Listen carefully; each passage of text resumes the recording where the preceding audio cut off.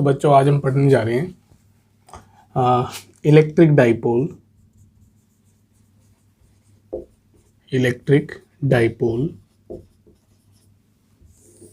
ठीक है, आज हमारा टॉपिक है इलेक्ट्रिक डाइपोल। क्या होता है इलेक्ट्रिक डाइपोल? इलेक्ट्रिक डाइपोल क्या होता है देखो, ये एक पॉजिटिव चार्ज है और ये एक नेगेटिव चार्ज है और दोनों चार्ज का मैग्नीट्यूड सेम है और दोनों चार्ज के बीच में एक स्मॉल डिस्टेंस है, थोड़ी सी दूरी, छोटी सी दूरी है। ठीक है, और इस डिस्टेंस को हम 2a मानते हैं। अभी आपको समझ में आएगा आगे कि ये 2a क्यों मानते हैं, सिर्फ a क्यों नहीं माना। ठीक है, तो ये जो मैंने बनाया है, ड्रॉ किया है, यही हमारा इलेक्ट्रिक डाइपोल है। क्या है electric dipole? Electric dipole is a pair of two equal and unlike charges separated by small distance. ठीक है, क्या है electric dipole? Electric dipole is pair of equal and unlike charges separated by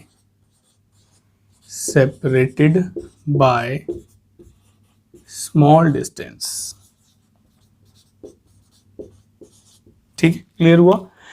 pair of equal and unlike charges separated by small distance is called electric dipole. जैसे इसका अगर example ले तो HCl, chemistry में आपने एक मॉलिक्यूल पढ़ा होगा HCl हमारा इलेक्ट्रिक डाइपोल है, बिकॉज इसमें H पॉजिटिव है, Cl नेगेटिव और इनके बीच में एक स्मॉल डिस्टेंस होता है। ठीक है, अच्छा, जैसे NaCl, ये भी हमारा एक इलेक्ट्रिक डाइपोल है, बिकॉज इसमें Na पॉजिटिव होता है, Cl नेगेटिव होता है और उनके बीच में स्मॉल डिस्टेंस होता है। ठीक है, ऐसे बहुत सारे आपको इलेक्ट्रिक डाइपोल देखने को केमिस्ट्री में मिल सकते हैं। तो समझ में आया इलेक्ट्रिक डाइपोल क्या होता है? कोई डाउट तो नहीं है? ठीक है, वेरी गुड, बहुत बढ़िया। अब इलेक्ट्रिक डाइपोल के बाद हम बात करते हैं डाइपोल मोमेंट की।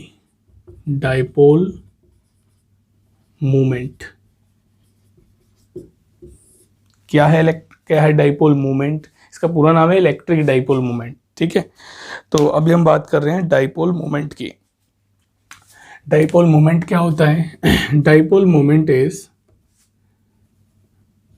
अ टर्म, ये एक टर्म है विच measures,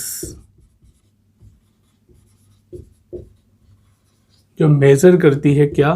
which measures the strength, जो स्ट्रेंथ मेजर करती है किसका? डाइपोल का। ठीक है, हमारा जो डाइपोल है इसका स्ट्रेंथ नापने के लिए हम जो टर्म यूज कर रहे हैं उसे बोलते हैं डाइपोल मोमेंट। इसे किससे डिनोट करते हैं? इसे डिनोट करते हैं P से, कैपिटल P से। इसका फॉर्मूला क्या होता है? इसका फॉर्मूला होता है P is equal to Q into 2a, ये इसका फॉर्मूला होता है। ठीक है, Q क्या है? डाइपोल में से दो चार्जेस होते हैं। हमारे डाइपोल में कितने चार्जेस होते हैं? हमारे डाइपोल में 2 चार्ज होते हैं। ठीक है, इन दोनों में से कोई सा भी एक चार्ज लेना है यहाँ पर और इनटू कर देना है दोनों चार्ज के बीच में जो डिस्टेंस है उससे।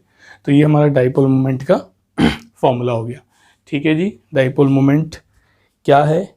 डाइपोल मोमेंट एक ऐसी टर्म है जो हमारे इलेक्ट्रिक डाइपोल की स्ट्रेंथ को मेजर करती है। इलेक्ट्रिक डाइपोल स्ट्रॉन्ग है, वीक है, वो सब किससे पता चलता है? डाइपोल मोमेंट से।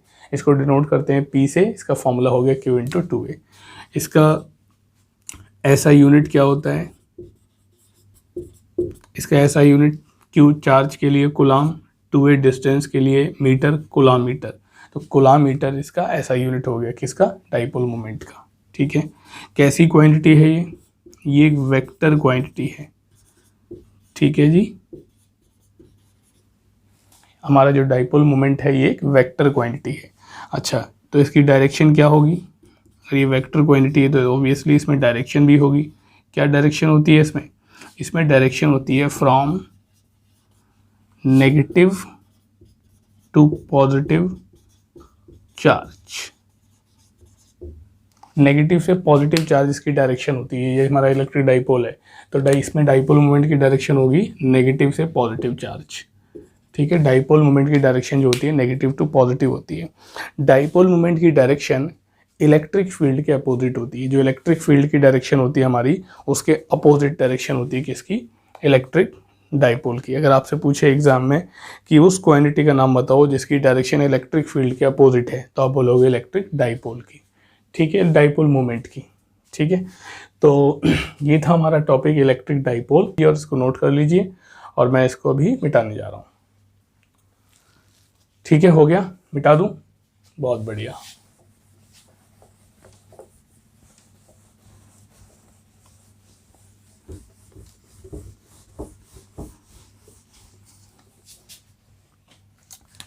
अब हम डाइपोल फील्ड निकालेंगे। अब हम इलेक्ट्रिक फील्ड निकालेंगे ड्यू टू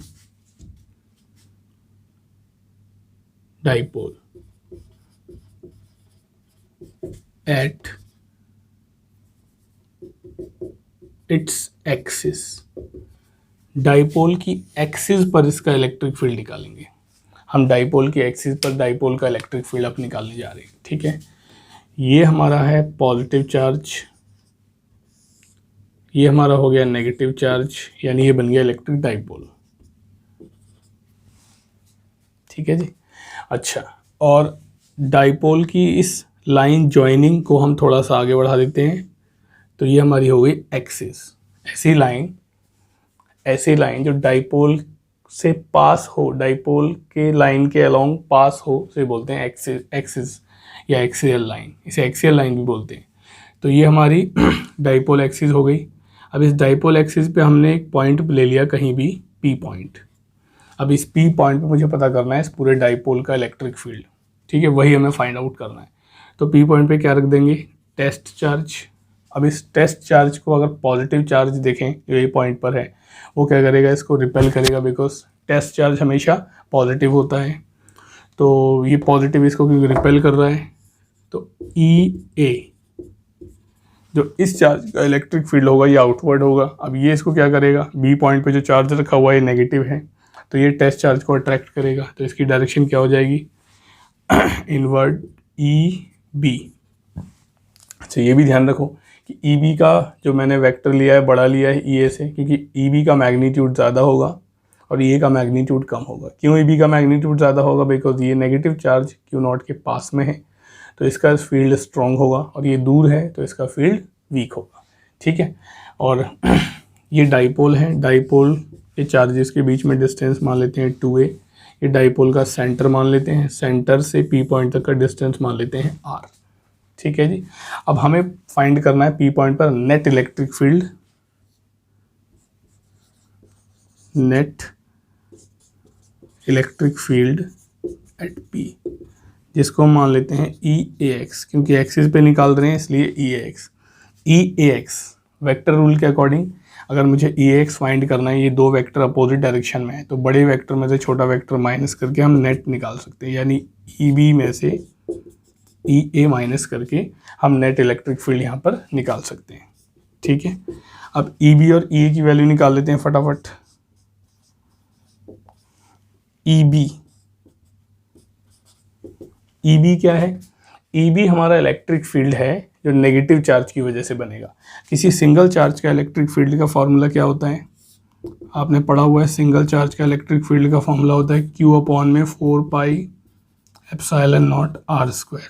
इस फॉर्मूले को अप्लाई करेंगे तो Q, इसका मैग्नीट्यूड लेना है, साइन नहीं लेना है, ठीक है, Q ले लिया, अपॉन में 4 पाई एप्सिलॉन नॉट और इनटू में डिस्टेंस का स्क्वायर।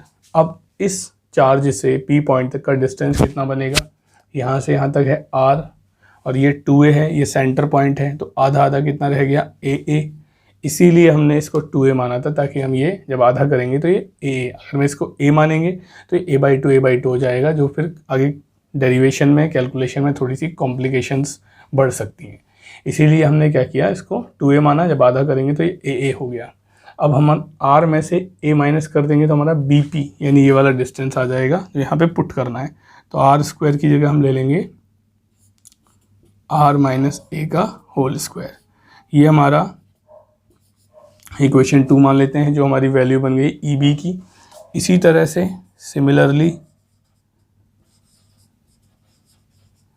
सिमिलरली हमारी e a की वैल्यू क्या बन जाएगी? e a की वैल्यू बन जाएगी, फॉर्मूला यही लगाना है, Q 4 pi epsilon not upon में आर स्क्वायर है। अब डिस्टेंस लेंगे ए से पी तक का, ए से पी तक का डिस्टेंस कितना होगा, यहाँ से यहाँ तक ए और यहाँ से यहाँ तक आर, यानी टोटल डिस्टेंस हो जाएगा ये कितना, आर प्लस ए का होल स्क्वायर।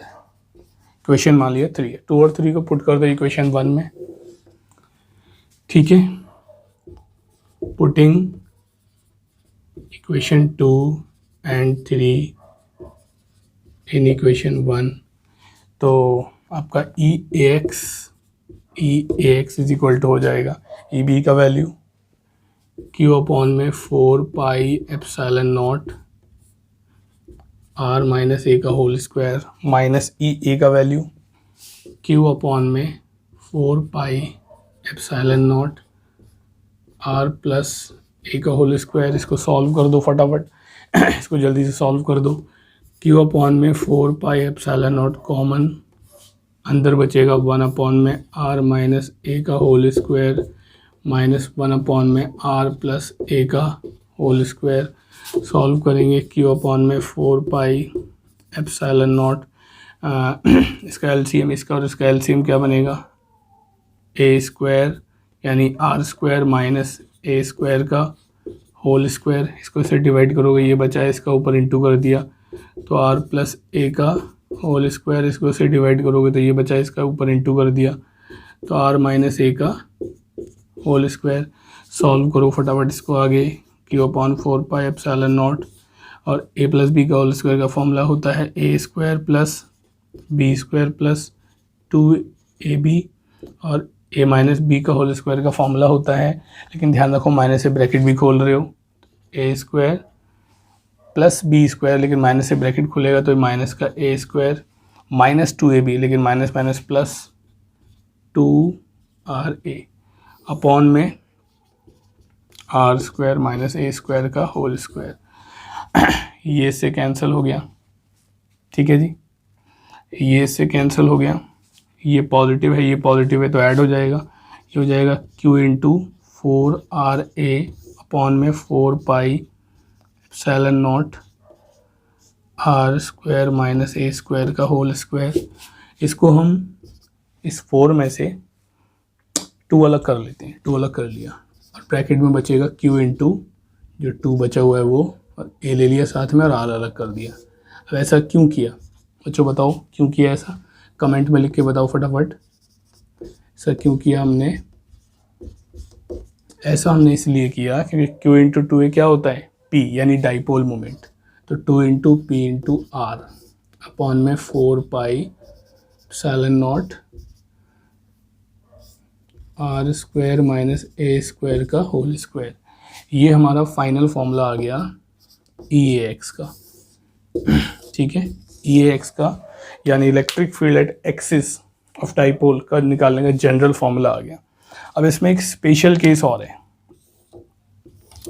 इसमें एक स्पेशल केस और है, वो भी देख लेते हैं। स्पेशल केस ये है, अगर r बहुत बड़ा हो 2a से, यानी ये जो r है ये 2a से बहुत बड़ा हो, यानी p पॉइंट आपका डाइपोल से काफ़ी दूर हो जाए, p पॉइंट आपका बहुत दूर हो जाए डाइपोल से, तो ऐसे में जब 2a छोटा हो गया r से तो a भी छोटा हो गया, और स्मॉल वैल्यू का स्क्वायर या क्यूब ये सब नेगलेक्ट हो जाते हैं।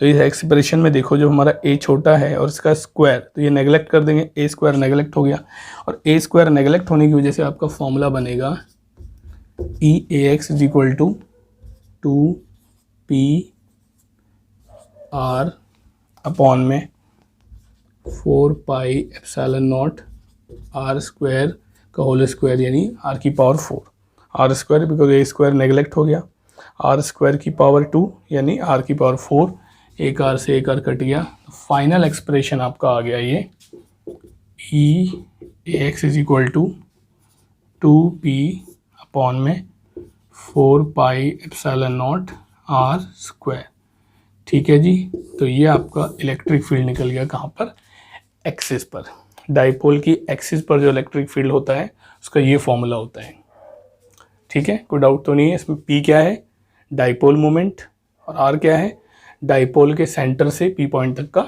डिस्टेंस, और 1/4πε0 आपका इलेक्ट्रोस्टैटिक कांस्टेंट है। ठीक है जी, समझ में आ गया। फटाफट इसको वीडियो पॉज करके नोट करो, मैं इसको मिटा देता हूँ। मिटा दूँ? ठीक है।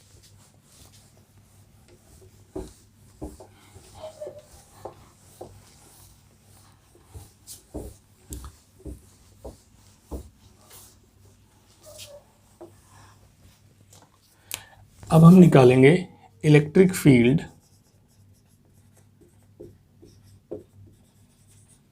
Due to dipole. हम डाइपोल का इलेक्ट्रिक फील्ड निकालेंगे। डाइपोल का इलेक्ट्रिक फील्ड हम निकालेंगे at equatorial line, equatorial line पर। ठीक है, डाइपोल की इक्वेटोरियल लाइन पर उसका इलेक्ट्रिक फील्ड निकालेंगे। ये हमारा पॉजिटिव चार्ज, ये हमारा नेगेटिव चार्ज, दोनों चार्जेस के बीच में एक स्मॉल डिस्टेंस, ये डाइपोल का सेंटर, सेंटर से हमने परपेंडिकुलर डाल दिया। अब ये जो परपेंडिकुलर मैंने डाला है सेंटर पे, डाइपोल के सेंटर से जो परपेंडिकुलर डाला है, यही हमारी इक्वेटोरियल लाइन है। तो हमें इस लाइन पर इलेक्ट्रिक फील्ड निकालना है। ठीक है, मान लिया ये ए पॉइंट पर रखा हुआ है चार्ज, ये बी पॉइंट पे रखा हुआ है, दोनों को ज्वाइन कर दो। यहाँ पे एक पॉइंट मान लो पी, ए को पी से ज्वाइन कर दो, पी को बी से ज्वाइन कर दो। अब पी पॉइंट पे इलेक्ट्रिक फील्ड निकालना है, उसके लिए क्या प्लेस करेंगे यहाँ पर पी पॉइंट पर? Test charge. Positive charge test charge को क्या करेगा? रिपेल करेगा, तो ई ए वेक्टर हो जाएगा इस डायरेक्शन में। नेगेटिव चार्ज टेस्ट चार्ज को क्या करेगा? अट्रैक्ट करेगा, तो ई बी हो जाएगा इस डायरेक्शन में। ठीक है, ये एंगल मान लेते हैं थीटा, तो ये भी होगा सेम थीटा, बिकॉज ये सेंट्रल लाइन है। और यहाँ से एक पैरेलल लाइन ले ली, इसके ए बी के पैरेलल लाइन ले ली यहाँ से, तो ये वाला angle same, corresponding angle same, ये वाला angle same, alternate angle z के अंदर जो ऑल्टरनेट एंगल बनते हैं सेम। अच्छा, ई ए को रिजॉल्व करो, ई ए को रिजॉल्व करोगे थीटा के अलाउंग,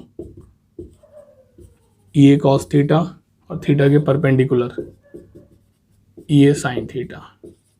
ई बी को रिजॉल्व करो थीटा के along, E B sine theta और परपेंडिकुलर डायरेक्शन में ई बी, सॉरी, थीटा के along E B cos theta और थीटा के perpendicular E B sine theta. ठीक है, अब क्योंकि ये दोनों चार्जेस सेम मैग्नीट्यूड के हैं, इसका भी मैग्नीट्यूड क्यू है, इसका भी मैग्नीट्यूड क्यू है, और ये डिस्टेंस ए से पी तक का और बी से पी तक का डिस्टेंस भी सेम है। अच्छा, डिस्टेंस पाइथागोरस थ्योरम से निकालो कितना होगा। ये 2a है, तो सेंटर पॉइंट से ए तक का और सेंटर पॉइंट से बी तक का डिस्टेंस ए और सेंटर से पी पॉइंट तक का डिस्टेंस मान लेते हैं r। तो पाइथागोरस थ्योरम अगर लगाएंगे तो ये वाला हो जाएगा अंडर रूट में r² + a², और ये वाला डिस्टेंस भी हो जाएगा अंडर रूट में r² + a²। तो डिस्टेंस भी सेम है और ये हमारे चार्जेस के मैग्नीट्यूड भी सेम है, इसलिए दोनों इलेक्ट्रिक फील्ड का मैग्नीट्यूड सेम होगा। ठीक है, ई ए वेक्टर का मैग्नीट्यूड और ई बी वेक्टर का मैग्नीट्यूड क्या है? सेम है, इसलिए ई ए साइन थीटा और E B sine theta, because दो वेक्टर है अपोजिट डायरेक्शन में, इसलिए कैंसल आउट हो जाएंगे। अब हम नेट फील्ड कैसे निकालेंगे? इस पी पॉइंट पर पूरे डाइपोल का जो नेट इलेक्ट्रिक फील्ड होगा वो कैसे निकालेंगे? उसके लिए हम इन दोनों वैल्यूज़ को ऐड कर देंगे। तो अगर आपसे कोई पूछ रहा है कि नेट फील्ड कितना होगा, कहाँ पर? पी पॉइंट पर, तो उसके लिए आप इसे मान लो ई क्यू, क्योंकि इक्वेटोरियल लाइन पे निकल रहा है इलेक्ट्रिक फील्ड, तो ये हो जाएगा हमारा ई ए साइन थीटा, सॉरी ई ए cos theta plus E B cos theta. अब क्योंकि ई ए और ई बी का मैग्नीट्यूड सेम है, तो ये हो जाएगा 2EA कॉस थीटा। ठीक है, इसे मान लेते हैं इक्वेशन 1,